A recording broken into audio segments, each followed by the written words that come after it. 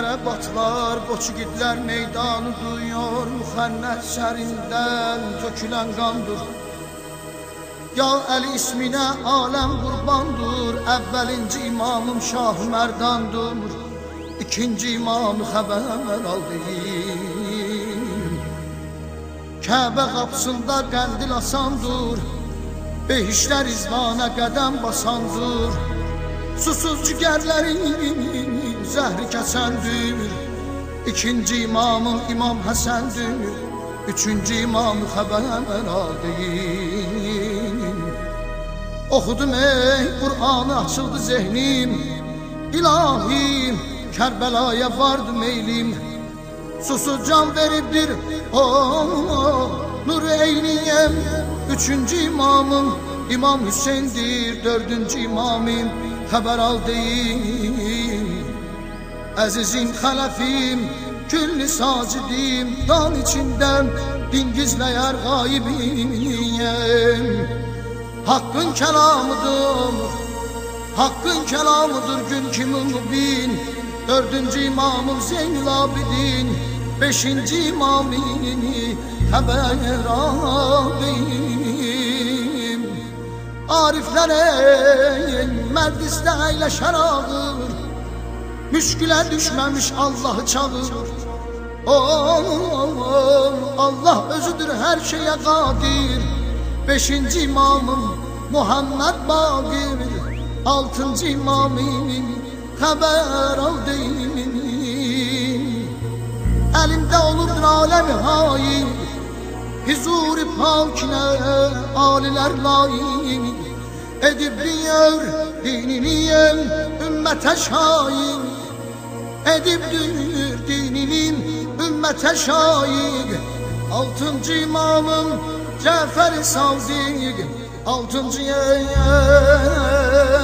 imamım Cafer-i Sadiq, yedinci imamı xəbər aldım. Alım ey qələmimi haqqımdan yazım, arif olanlara demək nə lazım. Kaş o bağda olaydım özüm, yedinci imamım Musa-i Kazım, sekizinci imamı xəbər aldım. Qılın ey namazlısın, qalmasın qəzam, qiyamət günündə verərlər cəza. Matəmlərdə olan saxlayan əzam, sekizinci imamım İmam Rıza, dokuzuncu imamı xəbər aldım. Bu isimler iki cahanda alidir. Ağam Əli Kevser üstə saqidir, onların yerin cennet bağıdır. Dokuzuncu imamım Muhammed Təqidir, onuncu imamım xəbər aldım.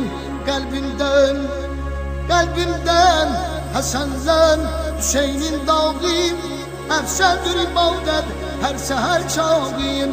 Bize kısmet olsun, bize kısmet olsun o cennet bağım. 10. imamım Əli Gənnədim, 11. imamı xəbər aldım. Səhər səhər dan yerindən əsbərim, İlahi soldurma sən bu günlərim. Var etkinət amin deyən dillərim. 11. imamım Həsən Əskərim, 12. imamı xəbər aldım. Haqqıdır gələcək eşit və inan, ariflər bilərlər nə inkinadan.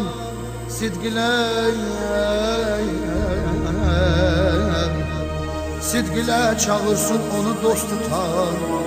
12. imamım sahib əl-əsr və zaman, qeyri vaciblərim xəbər aldım, xəbər aldım.